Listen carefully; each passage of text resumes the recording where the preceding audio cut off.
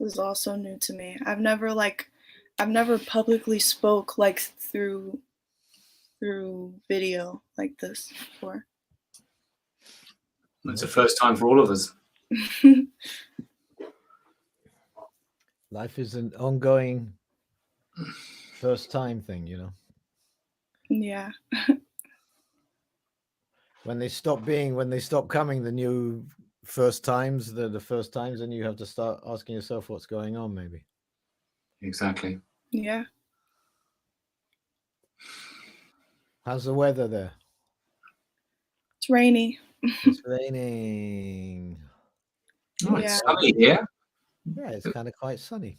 It's all rather lovely here. It's a bit miserable this morning, but now it's kind of perked up a little bit. Perked up a wee bit, mate. I think it's clearing up though. Yeah. In the summer it gets hot in Philly though, no? Yeah. Yeah, it does. Is it humid hot? Kind of, yeah.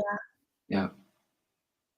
It's like that in New York, isn't it, Mark, in the summer? Really humid. Oh, yeah? God, man. New York in the summer is like, it's awful.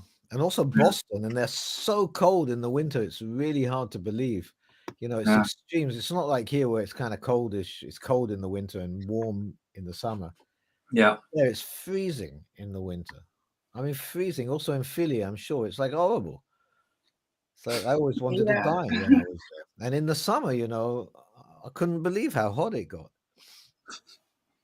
Like, this is really cool because all English conversations discuss the weather to begin with. They all start with a conversation about the weather. Because there's a lot to discuss, you know. Absolutely vital that we discuss the weather before we do anything. Yeah, the weather is kind of important. I think we should be mindful of it. Well, here, you know, they say this is the only country in the world where you can have 4 seasons in one day. You can literally have rain, snow, sunshine, and whatever in one day here. Literally, it's really crazy. That's crazy. I mean, not every day, but it's really the weather, you know, it may be sunny in the morning. You look out the window, you wouldn't like, I'm going out now while it's sunny. Yeah. It's kind of like, well, it's still sunny, I'm going out, you know, because it could be miserable in 15 minutes. I think Mark's missing the sun of the Middle East. Yeah, I do miss that consistent everyday sun.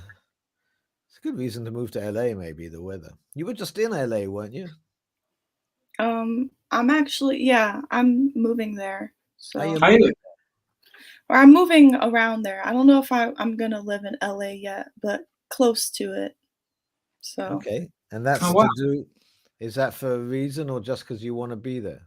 I'm just trying to follow my aspirations with music. The people I'm going with are artists as well. One of them got a job in video production. Great. So, yeah. He does music videos right now. Nice. So the production company does music videos for like really big celebrities and stuff. He got a job with them. Yeah. Mm-hmm. So we're gonna go there. I don't know if you've heard of them. They're called Blank Square Productions. No, but I haven't heard of anything. Cool. So when are you going? This summer. I was thinking July. It's gonna be hot though. The hottest day of the summer. The hottest month of the summer. Yeah, it's always hot around there, so you get used to it really fast. I love it. It's nice heat though. It's like the Mediterranean over there. It's like dry heat. It's really nice.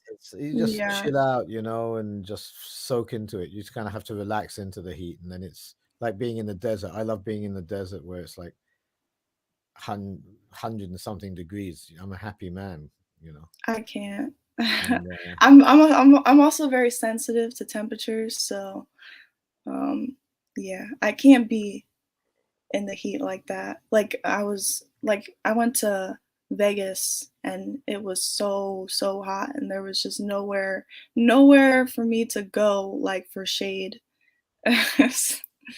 Just in the dead heat. You ended up in hotels in air conditioners. Yes. It was very hard to do stuff. Yeah, it's Vegas is a city in the desert, you know. That's which is insane because it has no water and no natural. Well, they've got plenty of sun. If they could run the whole city on solar power, most probably, but that's not Yeah. all those casinos. Imagine how much electricity they're using. yeah. But you could still, the sun is giving us all the power anyway. I went like the end of July, so it was really hot. I think one day it was like 115. Yeah, I like that. It's really hot. It is really, really hot. But so this is live. So we're live. Are we waiting for people to turn up? Is that the idea? Yeah, but I don't know if anybody's going to turn up. I don't know where I can see when people. Oh, I see one person. One person's on. Okay. And then you guys can also see the comments too, like on the side where on your right hand side. Did you let them in or? No, it's just they can come in. So it's just like an open broadcast on Facebook for people to join. Okay, so well, let's get going then. Let's get into it if people are watching. All right. Well, the one person kind of left, so I had a whole introduction. The only reason I had the introduction is to for people. Yeah, we'll wait for people. Because I can just get right into the questions if you guys want. Why don't we just do it? And it's good, it's just good practice, isn't it? So yeah. All right. So first question is, what is MindHarp? Okay. Well, the MindHarp is a tool, or an app in this case, but it's basically a tool that allows anybody to actively engage with music and musical sounds. And it's specifically designed for those people who would never thought they could or would engage in or actively make music. So it's a tool that allows anybody to make music, and you don't need to know anything about music beforehand. And it has all sorts of wonderful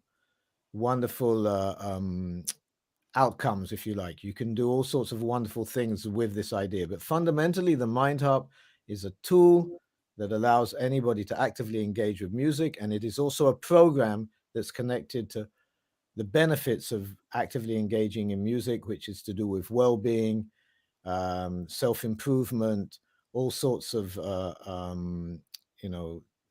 stuff in that field, because music is really, really good for you. So just picking up on that point, to pick up where Mark left off, he mentioned the word well-being. Music is a fundamental aspect of well-being for all of us. We all acknowledge and recognize that music makes us feel good. But there's something really interesting happens when you actively engage with music. And for most people are denied that because most people aren't musicians. Most people don't have background training or skills in playing an instrument, for example.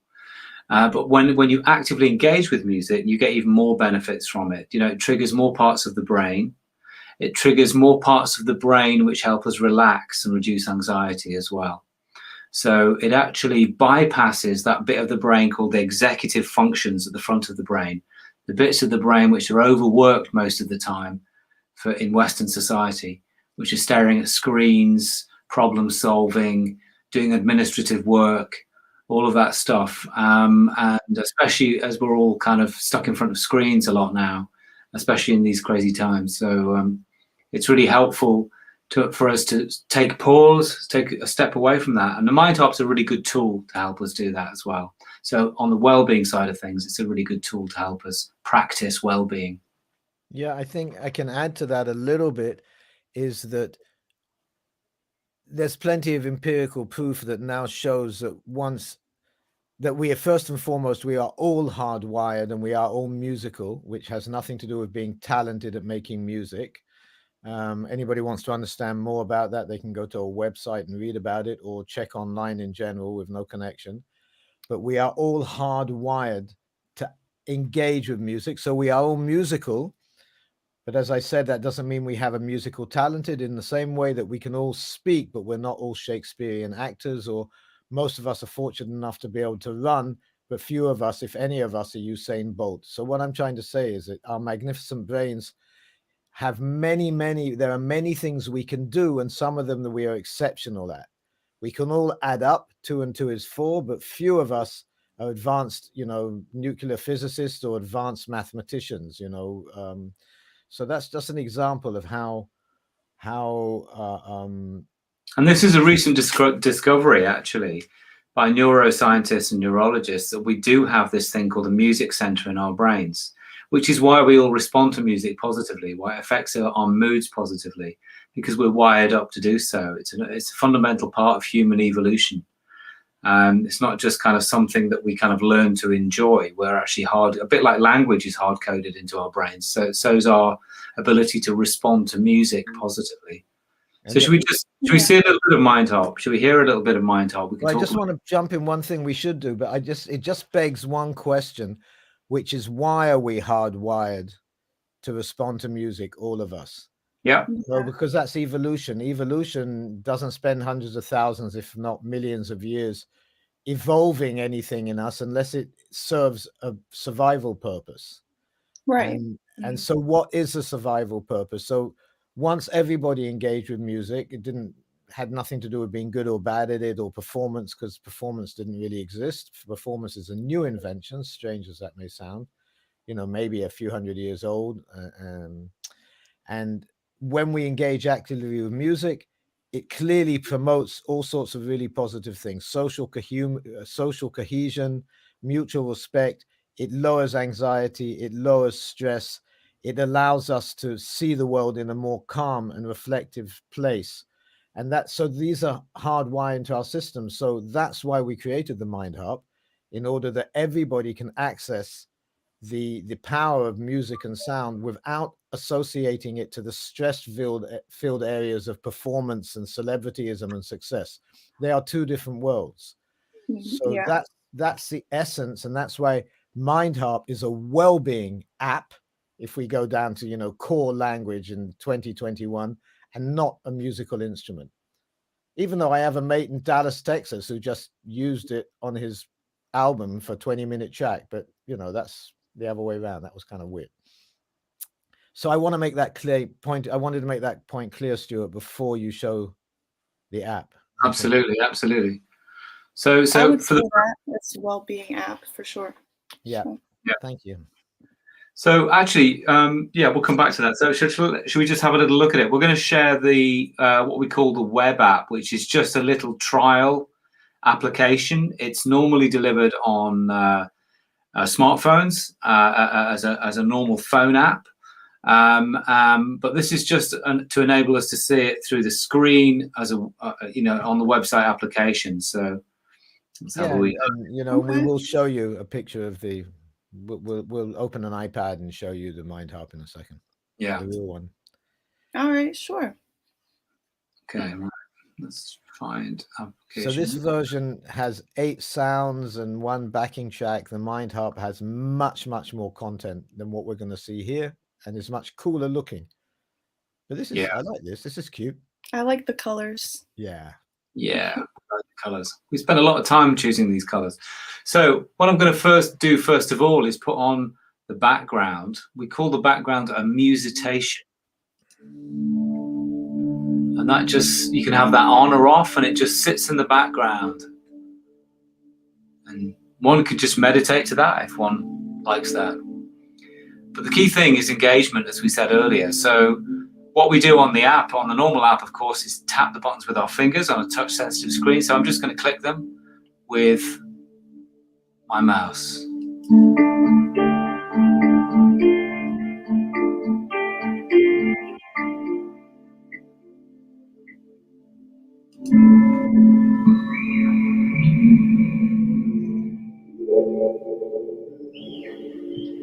So some sounds are long, some are shorter.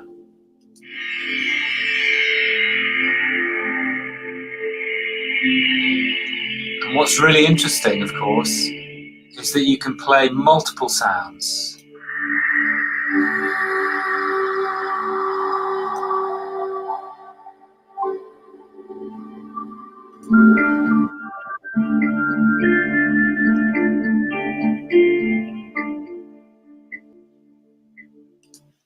Wow. Yeah, so just a little taster there. And so there's endless combinations of sounds that you can play together. That's just a very small selection taken from 3 of the 5 banks that are on the app. So in total, there's 40 triggered sounds in total on the app, grouped into groups of 8. And there's multiple background musicians as well that you can also mix and match across some of the banks as well. So there's lots of variation, lots of texture, lots of discovery. We like to call it musical journeys, taking yourself on musical journeys. Journeys of discovery, you know, musical and sound discovery. Mark, why don't you tell us a bit about the sounds? Yeah, I will do. I just want to add something really important. You know, we designed this tool, this app, to make it possible for anybody, specifically people who have never made music, to immediately be able to access and benefit from engaging in music. So you can't make any musical mistakes on the MindHarp. This is really important. You can tap away at all the buttons and they'll all work together. And then your ear will intuitively tell you what is more pleasant to you or not, just like you know which songs you like more than others, or which kind of music or what kind of instruments. You don't have to play any instrument to know that something feels nicer to you or not nicer. And the same here, but here you will do it yourself. The sounds are all designed, as I said, to work together. The creation of the sounds is quite a massive task, because I have to make sure that 8 sounds that evolve can all work together at the same time and sound harmonious and pleasant to one another. It's not traditional music. Nobody would ever expect you to go in and like build a song or a track. Like all music software we buy or download, not buy, we download and we can access, is 99.9% of the time about creating songs or familiar music. This is not about this. This is about a different kind of music which is familiar to us but doesn't fall into a preset pattern of like songs and rhythm sections and drums and bass and all the stuff that musicians use. This is about just working with ambient sounds that feel good to you. And my job was to create a lot of them that, however you mix them up, they will work together. Also taking into account the whole therapeutic side of sounds, because sounds, you know, sound is a vibration, and actually the whole world is a vibration. Everything, everywhere, everything is a vibration on this planet. We are, even your body as it vibrates and your bones vibrate, they're actually generating sound. And that's why we respond to different sounds in different ways. And some people like this and other people like other sounds. It's because it's also hardwired into our body. We have smaller bone structure. Our bones vibrate faster. We have a heavier bone structure. Our bones vibrate slower, and we respond to different sounds in a different way as a result. It doesn't mean that we like certain kind of sounds more than others. It just, we respond in different ways.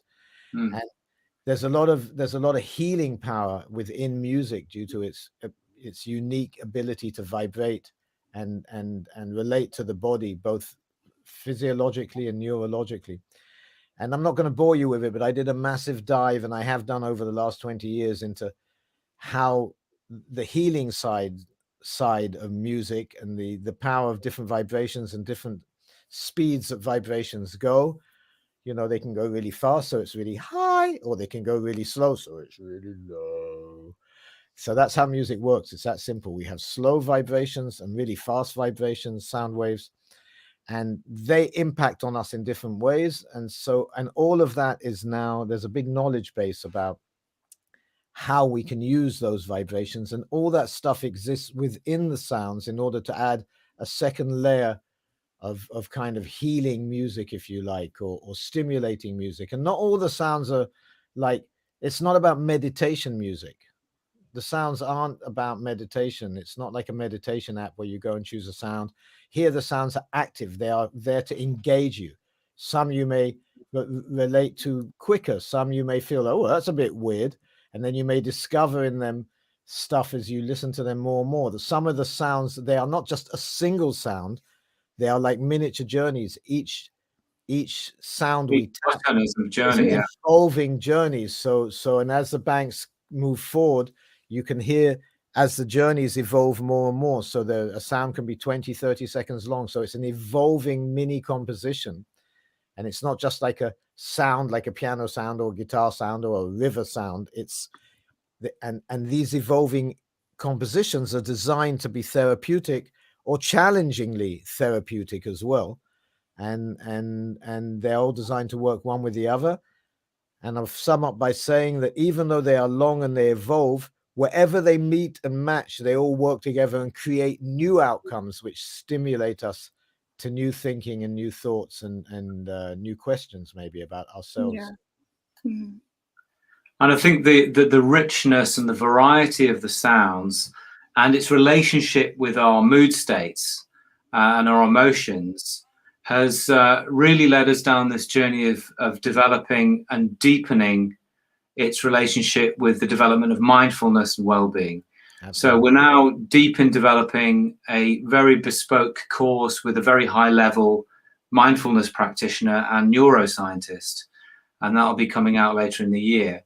But as you know, Sam, we've just completed a course that you joined us on the for MindHarp for professional practitioners, which is our opening course for practitioners in that space as well. Yes. I was so before we go to the next question, I'm gonna do the introduction. Go for it. Even though there's not people here, but it's gonna be recorded. So thank you all for joining us today. My name is Sam. I am a singer-songwriter studying psychology, and I'm also an intern for BuildaBridge International. BuildaBridge uses the transformative power of art making to bring healing, and hope to children and families and communities in the crisis, in the context of crisis and poverty. Through workshops and art making workshops, we provide a safe and creative space away from violence and poverty and other traumatic stressors. And we also understand the therapeutic value of art making, and we envision a world that prioritizes art making for the greater benefit of communities worldwide. Here with us today are the co-inventors of MindHarp, Mark Smulian and Stewart Redapth, right? Yeah. So BuildaBridge came to know of MindHarp through the connection between Mark and BuildaBridge's executive director, Ami Yerez, through music-based peace-building efforts with Palestinians and Israelis. The two reconvened in the UK via Beyond Skin, an arts-based peace-building nonprofit in Belfast, Northern Ireland. MindHarp, Beyond Skin, and BuildaBridge are a part of the Arts Dialogue, an international arts collective that stretches around the entire globe. And I've had the honor to meeting you two through the training, which you just mentioned. So, and I love it. I loved it so much. So it's really nice talking to you guys. Thank you. Thanks, Sam. So on to the second question. The second question is, what are some ways that MindHarp can be used to aid in psychological health? And so just give examples of how it's been used so far. Go for it, Stewart. Okay, so my particular interest in that area is in mindfulness and how it can apply to a model of well-being that we subscribe to. When people are in balance, they're enjoying themselves. They have channels of enjoying themselves. Also, what's really important to human existence is how we develop ourselves, how we self-develop ourselves as well. We learn. That's very good for our self-esteem. It's very good for our lives, of course. And the third pillar of well-being is how we interact with other people, our social lives, our social being. So we have our enjoying self, our learning self, and our social self. And one of the things I'm really excited about MindHarp, is that it can actually address all three of those pillars of well-being. And you know, we've already developed and administered courses and activities in various different settings which address those different areas of well-being. So on the enjoying self, I mean, a key part of playing with the MindHarp, exploring musical sound, is just doing it for the fun of it. And it's a very absorbing, immersive activity, which you can do anywhere as well. If you've got headphones, you can sit on the bus and do it, sit on the beach and do it, you know, anywhere you want. So it's a nice thing to do, and you can carry it around with you on a very simple level. On the middle one, which was about self-improvement, the learning self, this is where guided activities come into their own. So we have lots of guided activities, and we're constantly developing new guided activities. And this is quite a broad spectrum of the MindHarp's application, because it's a practice. We consider the MindHarp, yes, it's a product, it's an app, but it's more than that. It's a practice. It's something that you can do, and you can do with purpose and focus, with outcomes, with positive outcomes. So one area is actually guided musicians, we call them. So, for example, finding pause, finding calm, finding moments of calm and pause. Get away from the screen, get away from that stressful, busy mind place, find a quiet place, sit and work with the MindHarp. Use inspiration from what's around you to play the MindHarp. Let the music lead in terms of inspiring you with thoughts and ideas. And the MindHarp's really good at that, because the amazing sounds that Mark has created take you on little mini journeys, and they might actually imply all sorts of places and spaces and experiences, or might trigger memories or thoughts or imaginative thoughts as well. But yeah, so we're evolving that, and it's being employed by a variety of different well-being practitioners, professional practitioners, as we speak. So we've heard some wonderful stories in the last 2 weeks, actually, of our recent cohort of learners who've been through the course. So it's being used by people who are rehabilitating people with brain injury and spinal injury in very, very specific ways, but with wonderful outcomes. There's a guy who's just been using it with a therapist who is paralyzed from the chest down after a car accident, and he plays the MindHarp with his feet and his toes. And apparently he's not paralyzed below his waist. He seems to be paralyzed in his torso. Upwards of his waist. Sorry, paralyzed from the chest. Truly miraculous, yeah.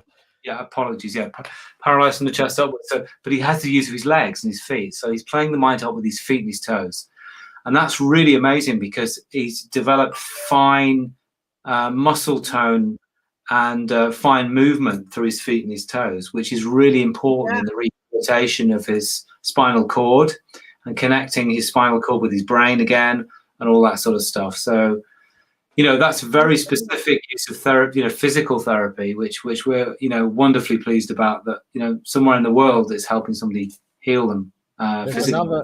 There's another, I just want to jump in with examples, because you did say, you know, give examples. So I just want people to really see how therapists from all different backgrounds have been using it and taking it on board, and people who we may not think of as therapists. For example, we have 2 teachers in school, one of whom is a music teacher, but she's been asked to lead on kind of well-being activities in the school, because there's a recognition here in the UK that kids are really stressed, COVID and also pre-COVID, and that they need to be engaging in some kind of well-being activities or something or other.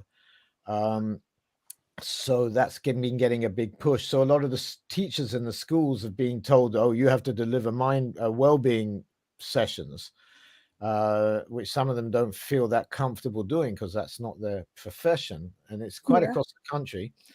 But a lot of them have picked up tools or found ways, and the MindHarp has proved very useful for a few people. And just two examples: one teacher we work with, she was a music teacher. She says, that she's found that it manages to calm the whole classroom down, so they can move into areas of focus and concentration and relaxation at the same time. And like it's mutual, because what's great about the MindHarp is that people can play it together, like musicians can play music together. More than one person can play the MindHarp with somebody else. If you have it on different devices, all the sounds work together, so you can really make music together, which is a fantastically conscious building, positive building activity for so many reasons, neurologically, physiologically, and psychologically. That the joy of just doing stuff together, and specifically sound, is really powerful. So that's one. We have another school teacher who works in extremely hard situation with kids who come from very difficult backgrounds and broken homes, who come and they're very abusive in the school. They're in a special school system for kind of these poor kids, or maybe poor is not the right word, but these kids who have been basically abused, who are coming from abused backgrounds of one kind or another. And she's finding ways to really use it one-on-one. She tells an amazing story of one girl. She already discovered it a year ago. She tells a story of one girl who had a serious trouble leaving the school, coming to school, traveling, being with her friends, and she gets very nervous when she travels. And they went on a bus journey together pre-COVID to some event, and she couldn't sit still. So our friend gave her a MindHarp and said, go for it with this. And since then, that girl is on it every day. That has become her kind of her safety blanket. She's like the MindHarp maestro in the school, and she's getting all the other kids to like be MindHarp maestros as well, and they're playing together. So they're discovering the joy of music. And what's great when they do the music is the therapeutic stuff also makes them feel safer, because it lowers stress levels, it lowers cortisol levels, it improves their immune system. The amount of stuff that engaging with music does to us physically is beyond belief. You go online, you do a search on how good is music for you, you get like 50 different bullet points of why engaging with music is so good for you. It's like wider than anything else. And that's why so many therapists are reaching out to us and want to learn how they can use the MindHarp within their larger practice. They don't, they want to be able to like deliver within an hour or an hour and a half some music-based activities, which was once a privilege of a few people who knew how to play instruments. Now it's possible for anybody to do it, because you don't have to know anything about music. You just have to feel secure with the MindHarp, and it will do the work for you and learn how to use it. Another final example was when one of our first forays was into the world of dementia, people living with dementia. And I'm just going to tell one story from our experience of working week in, week out, every Friday afternoon for a year. Stewart and I went to a care home for people living with dementia, and a daycare center. And we sat down with the patient. Well, the patients isn't really the right word, but with the clients, they like to call them here in the UK. And one of them was a guy, I'm not going to say his name, but well, I can say his name because it's just Richard. Richard is a first name for many people. So Richard was very introverted and not keen to engage with the carers, and kind of like no, and quite angry that he was stuck in this place all day long. And because he had dementia, and quite advanced dementia, but he was functioning well as well. It wasn't like he couldn't walk or talk or this and that. And the carers were saying he's really difficult to communicate with, and he's kind of not nasty, but he's just not really engaging on any level. And we put the MindHarp in front of him, and he tapped a few buttons, and he loved it. And even though his short-term memory was basically shot, after a couple of times of going there, first of all, he'd say, "Oh, you're the DJ guys." He'd suddenly remember, and he'd go, "You're the DJ guys." When we came in, which was really funny. He got this thing going. We have no idea how he remembered us. And more than that, the carers said that since he's been on the MindHarp, because we left it at the home, what's great about the MindHarp is that, you don't need a professional to come in and run it. The carers themselves had MindHarps on the iPads, on the device, and they could do it every day with the people. And they said it's amazing. After a couple of weeks of doing this with him, he's like really friendly with the staff. He's excited when he comes in the morning. He's like sits down, bangs out a few whatever on the MindHarp, you know, and is happy to sit down and converse and sit in the garden and communicate. And that was, you know, that we've really seen situations where music has done its magic, you know, and Yeah. it's really done its music has done its magic, and people who never thought they could use music as part of their toolkit now can, and they're using it and they're excited. And what's great is that when you deliver a music session, you benefit from it as well. So it becomes very mutual. So I just wanted to get, because you asked at the beginning about specific examples, so I really wanted to give you like 3, and we've had experience with autistic kids, wonderful outcomes as well, and what have you, but that's a good starting place. And these are all great examples. All great examples. It just shows just how powerful music is. So absolutely, I appreciate it. Yeah, you know, I think the key thing is that you know, there's this like thought in the world that, you know, musicians do music. That's a new invention. Once we all did music, didn't matter if we were good or bad at it. And what we're trying to do with the MindHarp is give that back to everybody. You know, once, you know, once everybody did music, everybody sang along, everybody this, you know, before TVs and recordings and this and that, when you had to make your own entertainment, everybody did it because it didn't matter if you were good or bad at it. It was just a community event, and everybody was benefiting from it, and the community was benefiting from it because that promotes social cohesion and a sense of self-worth and group worth. So, you know, we've done that, like so many things we've done to ourselves in the last 50 to 100 years. We think we're really advanced and moving into the future. And in many ways we are, but, you know, there's a massive mental health crisis all over the Western world, and maybe in the Eastern world, but maybe they're just not talking about it as much in the Western world. And it's been here pre-COVID. It's not just with COVID. Here in the UK, there's been a massive mental health issue with young people, teenagers, students, that's been on the radar here big time for the last 10 years. They've been talking about it full power. Yeah. And now with COVID, it's just been exasperated and you know, like taken to a much higher level. And there's definitely more of a disconnect to these days, especially with like social media and technology too, which makes it harder for people to really connect, you absolutely know? And we are designed, we are hardwired. It's like I sum it up in a really silly story, you know, a thought. Out on the savannah, out in Africa, on the plains of Africa, in the savannah, 100,000 years ago, you know, there's a tribe, and one of them goes out for a stroll in the forest or out in wherever they're walking, and they come up against a saber-toothed tiger. You know, well, we all know who's going to win that fight between the saber-toothed tiger and the single human, you know. Yeah. The human's not coming home, you know, the saber-toothed tiger had dinner. 20 people meeting 20 members of the tribe meeting a saber-toothed tiger. It's turned, the tables are turned. 20 human beings working together are going to capture that saber-toothed tiger and have dinner for a month, you know, because they were big creatures and they could feed you for a long time. And what I'm trying to say is here that we are designed, hardwired, however much we try to say it's not the case, we are hardwired to work together in unison. Otherwise, we'd all be able to have children by ourselves. We wouldn't have to have mates. If we weren't hardwired to work together, you know, we wouldn't like to have family units. And what's the whole thing? So I guess another good example would probably be like when you listen to music on a streaming app versus like actually being at a concert and like experiencing that person performing, it's a totally different experience. You're so correct. It's amazing. And then there's a stage where you start to sing along or clap along, where all of a sudden it becomes the crowd is suddenly engaging with the artist, and you are performing with them. You're singing with them, and then that sense in the crowd is magical. Everybody knows it when you start to sing along and like, you know, with the band. All of a sudden it transforms. Everybody is in a different emotional space, you know. It's not us and them, it's just us. Yeah.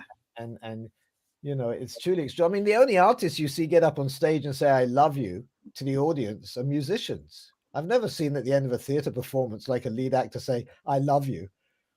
Or you know, Yeah. you know, that's because they're feeling all this love. There's this stuff Yeah. going on, whatever it is, you know, it's like, and it's magic. So that's what the MindHarp is about, to give everybody access to the magic and to give professionals the ability to use that magic that is music to help heal and improve the quality of lives of their clients. Yeah, but it's really important for us to just also really kind of nail the point that actually it's designed for everybody. It's not designed just for professional facilitators. Yeah, anybody can download it. You know, anybody can download it. Anybody can pick it up and play it. It depends on what level you want to engage with it. You know. Yeah. Absolutely, yeah. You know, it's self-explanatory. There's a little video on the app that shows you how to use the app, and you can go off and like have a blast. And we know lots of people who have it and they just jam out together, and families, kids love it. Kids can sit on it for ages and ages, you know. And there's, guys, I can hear something. What's that? Something in the air. Something in the air? Yeah, I can hear something. Oh, it's the MindHarp. There you are. Nice. So here it is. This is the real deal. This is the real one on the app. Nice. Is it a bird? Is it a plane? No, it's a bird. It's a plane. No, it's a MindHarp. Hang on. Maybe we can hear a bird. Or maybe not. Can you hear that? Yeah. Sure. Yeah. So on the app, you can see the sounds unfolding with that white line. Maybe you'll do it on a different color because it's quite hard. Maybe if you do it on the blue button, it will be easier to see. Yeah, now you can see the white line going around. That shows the duration of the sound of this little mini composition. That's how long it goes on. Yeah, it sounds, you know, we're all familiar now with the world of Zoom and Skype and what have you, and it's like the sound is really not, you know, something. Yeah, you're just going through, you know, really exciting. Here, so you know. But fortunately, the whole world knows that. So. Yeah. So, yeah, I mean, it's lovely to have headphones on because you get it in stereo, of course, as well, which is a lovely ambient and, you know, spatial experience. And Mark, you maybe should talk about a little bit about your background as a producer as well. Okay. It's come to a deep place. Yeah, I mean, I'm a professional musician. I've been working professionally as a musician for since I'm 16, which is, I'm not even going to tell you how many years that is. It's more than I can count. And I've been working as a professional producer since my mid-20s, mid to late 20s. When I was coming up, you know, it was a different gig being a producer. Today, everybody's kind of a musician and a producer. When I was coming up, it was different. And but I do have platinum and gold credits as a music producer, mostly in the field of world music. But I've been fortunate to work with some truly extraordinary musicians. And I've also worked for the last 20-something odd years, since 1995, more or less, actively on a daily basis using music as a kind of working with music and in social cohesion and peace building in different events, mostly in the Middle East, but also here in Europe, even in the States. I did a series of lectures there in universities and developed programs together with teachers in universities. Right now, we're developing another program. I'm developing a program with a guy in Japan who runs the Peace Academy at their largest university in Tokyo. There's a peace kind of what would you call it? The department, and it focuses on peace building through music and sound. And so they're very interested in the kind of the work that Stewart and I are doing with the MindHarp and what I've done over the years. So we're developing all sorts of different programs like this, but I suppose the only, you know, all of this has led to the understanding that we can talk to blue in the face, but people have to be able to experience making sound, making music, to understand what we're talking about.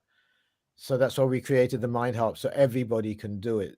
You Yeah. know, to me, I'd be really happy if everybody's just sang badly in the shower, or well, every morning for 10 minutes. It would change their lives. There is no doubt, by the way, I'll be quiet after this, but there's no doubt that anybody who engages actively every day for 10 minutes, if they do it on a regular basis over a couple of years, and you did a brain scan before and after, you would see a total change in their brain for the better.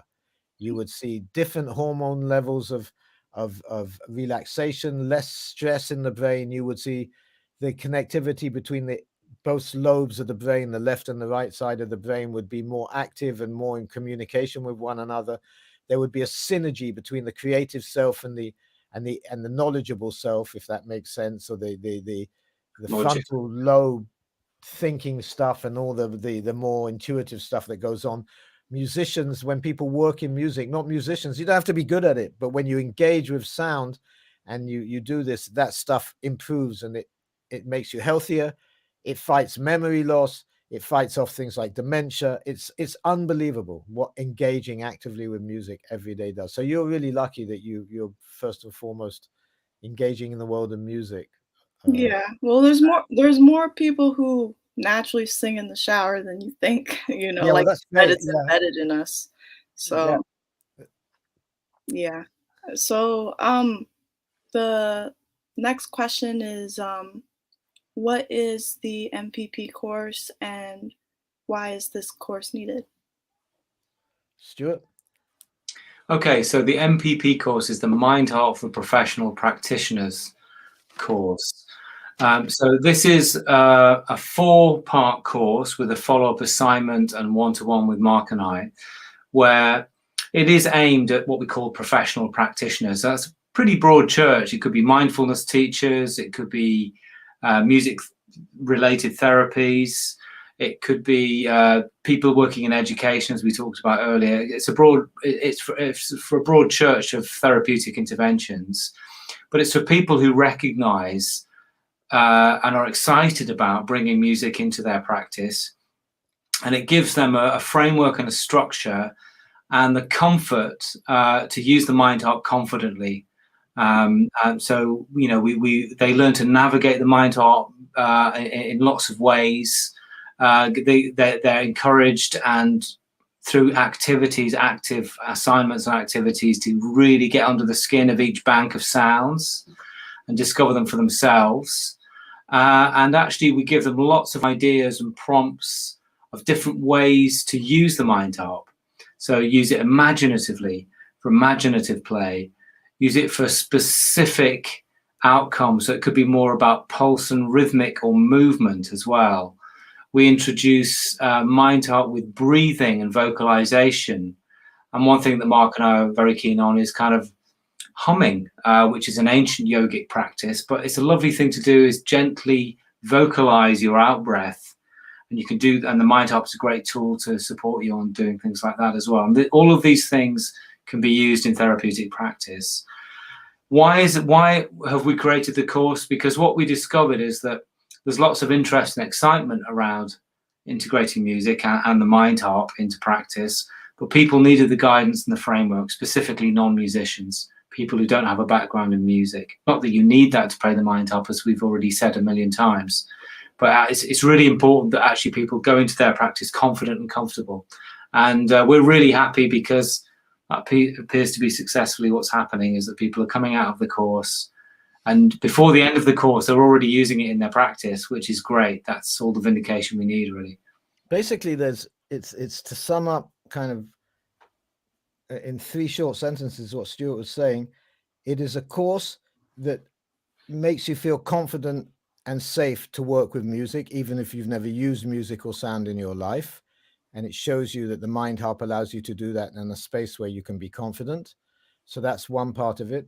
The second part is it exposes you to all the different ideas, or not all, lots and lots of different ideas of how you could incorporate the MindHarp and its associated ideas into your practice. And third, and I think no less important, is you have to, part of the course is that you have to sit down and come up with an exercise where you would, or an activity, not an exercise, an activity is a better word, showing how you would use the MindHarp within your practice. So you have to actually take it on board. So we work on making you feel secure about working with sound, making sure that you have lots of ideas of how you can work with the MindHarp and sound within your practice, and then asking you to come up with a core idea of your own of how you could use it. And then we help you evolve that and understand that.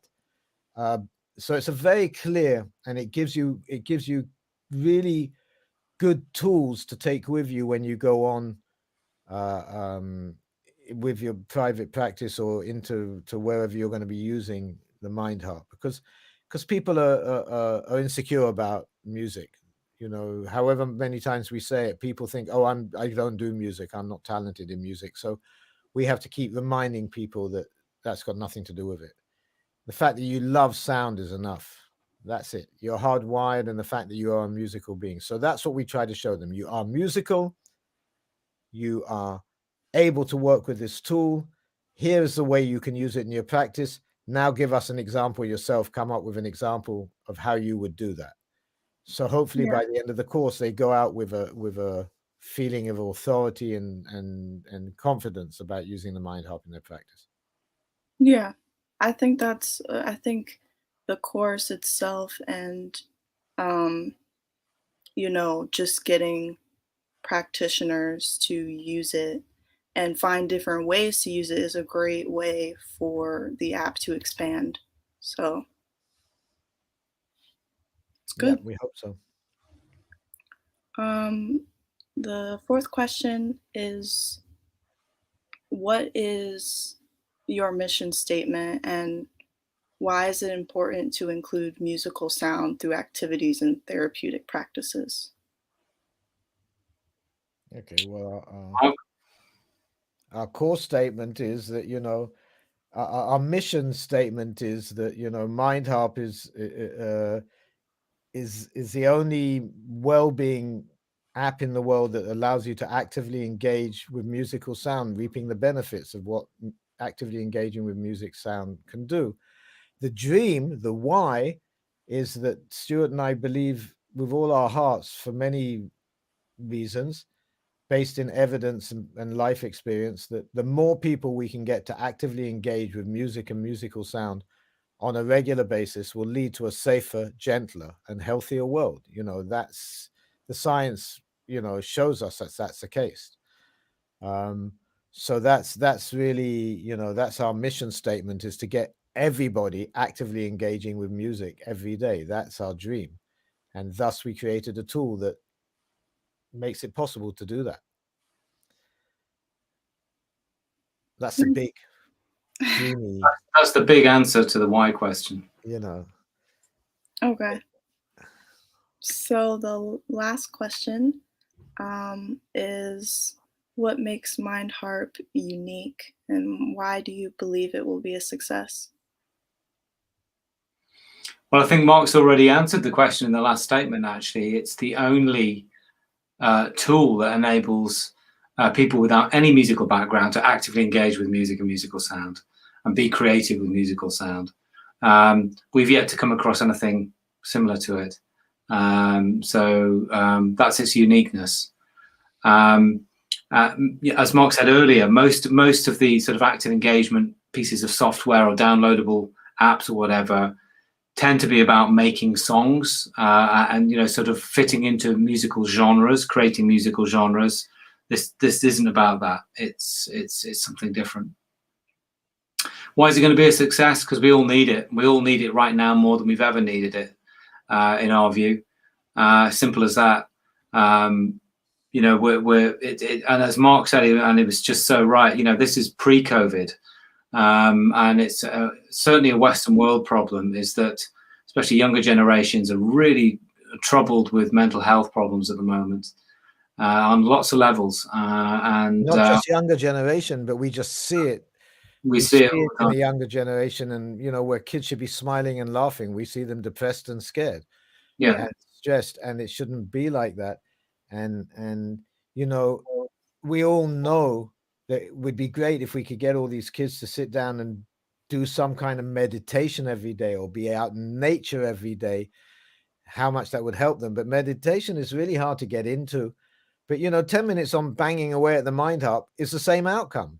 And the bottom line is, Sam, it doesn't matter what they do on it. It's just by the action of banging on the buttons, tapping on the buttons is a concentration exercise in itself, which is really body and mind cleansing. And the music comes up, you know, like kind of like an aroma. If music had an aroma, it would be like this wafting aroma that comes up and envelops you. And 10 minutes on the MindHarp, if you do it with no necessary need for an outcome or whatever, people feel refreshed. I've seen it time after time. I do it all the time. And even though I wrote all the sounds, you know, which is a bit weird actually. And I see it all the time. If it's my close family or friends or people I get mail from who say, well, I just did 10 minutes on the MindHarp. It's great. The biggest problem, like everything, is getting people to do it on a regular basis. Yeah. But that's true of anything, you know. That's true of anything that, you know.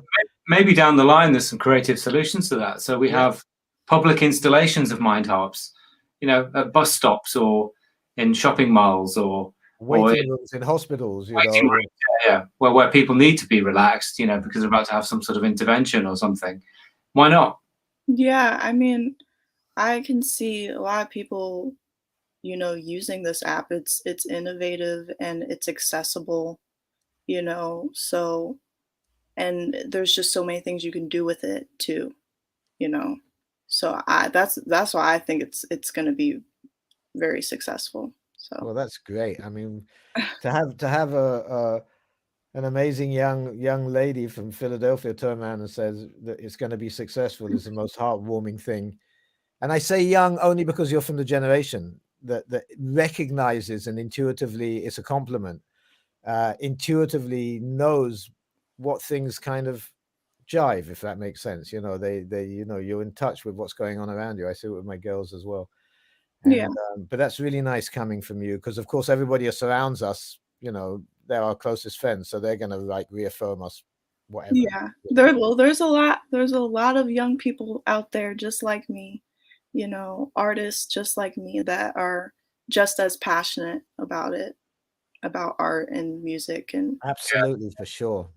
And you know, it's so important that you guys cling on to that passion and that drive, because the powers that be are stripping away culture and music from us. You know, I don't know about the US, but in the UK, it's been eroded out of the education system, music now, and that's really tragic. Yeah. It is really sad. Well, they just pumped like $150 billion or $350 billion into the US education system, so maybe that will help. Yeah. That's the Americans were the leaders in that, you know. Every school had its little concert room and rehearsal room and instruments, and everybody who went in there studying an instrument. And to me, that was amazing. When I lived in America, I was blown away by that. I did substitute teaching.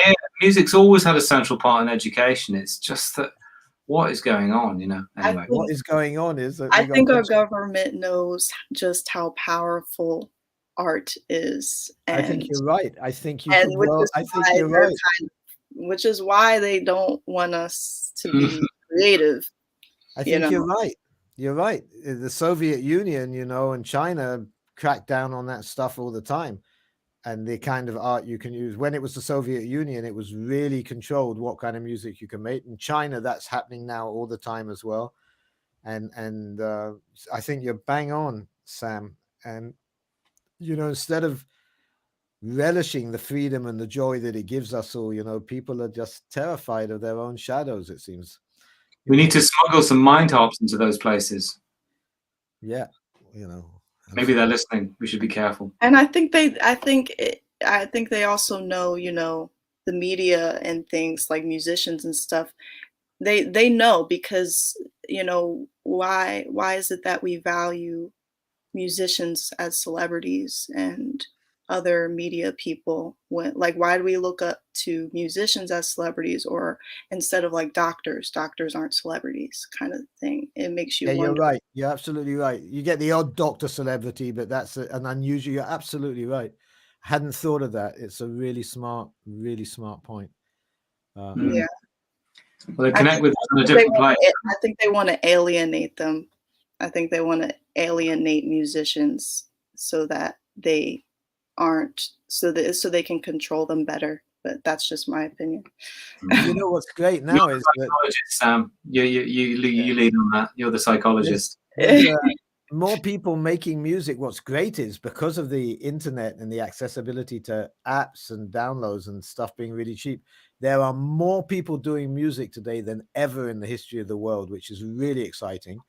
We can have a whole conversation, good music, bad music, this or that. I don't care. It's back to singing in the shower out of tune. You know, there are all these kids doing DIYing. There's more DIY, you know, music making going on than ever, you know. All of us, you know, I've got, you look around you, this is my room, you know, this is my, Yeah. studio. Nice I used to setup. own one of those big fancy studios that cost hundreds of thousands of pounds, and now I've got everything in a plastic box under my table, you know, and a few bits and pieces here to add whatever. It's more to look cool than anything else, actually. Yeah. You know, in today's age, if we're really honest, you know. But so yeah, that's exciting. And I think, you know, that's the soft belly of the internet. You know, we hear about all the awful things in the internet and social media, but it does still have that other side, the more open side, the people are able to access stuff they could never do.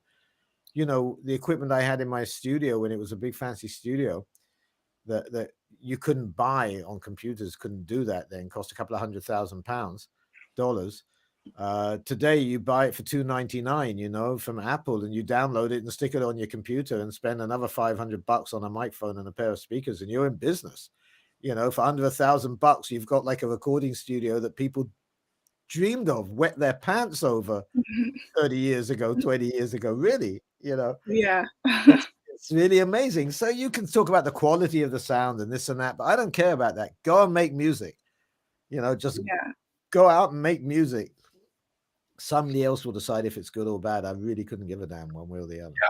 And don't believe him when he doesn't care about the quality of the sound. He's no, I care about the quality of the sound that we do. I'm talking about kids downloading. Yeah, I know what you mean. Yeah, yeah. I just want to clarify because it as long as people are creating. Yeah. You know, we are that's a really important point though, Stuart. We are very, very serious about the sound. You know, I do have this equipment here, and this extra equipment I have is to make sure that we create the highest quality audio sound we can do, you know, really high fidelity quality. I have to go and rescue him from the studio, Sam, when he's been up there for like 3 weeks working on one triggered sound on the MindHarp. And yeah, it can take me 2-3 weeks to do the door and kind of get him out of there before he goes completely nuts. Well, you know, the sound quality is important. It does. Oh yes, of course. It does affect, you know, the experience. Of course it does. Of course it does. Yeah. No, you're absolutely right. No, I'm just talking about the fact that, you know, well, that's why people love to sing in the shower, because it's all acoustic and fun and echoey and nice. You know, there's a reason for it. Going back to our famous shower scenario, it's beginning to sound like one of those weird movies. But I think we've ended on a really happy note there, guys. Yeah. Thank you guys so much for your time. Thank you for taking time out to ask us these questions, Sam. It's been a joy, Sam. Thanks very much. And hello to everybody in America, if anybody's listening. Yeah. Yes, there's 2 people watching now. So that's great. Hi guys. How nice of you. Look out for more interviews and more content from. And check out mindharp.world, not .com, mindharp.world. And also there's a MindHarp Facebook page. And if you go to mindharp.world, you can check out the web app there and jam out on it as well and have fun with it.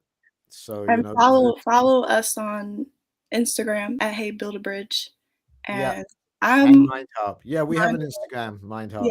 Yeah, great. Yeah, and BuildaBridge, absolutely. And thank you so much, BuildaBridge, for taking time out to be with us today. Of course, it was great. You guys said great stuff.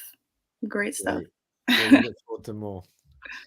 All right. Well, Be safe. Goodbye. Bye. Goodbye, everyone.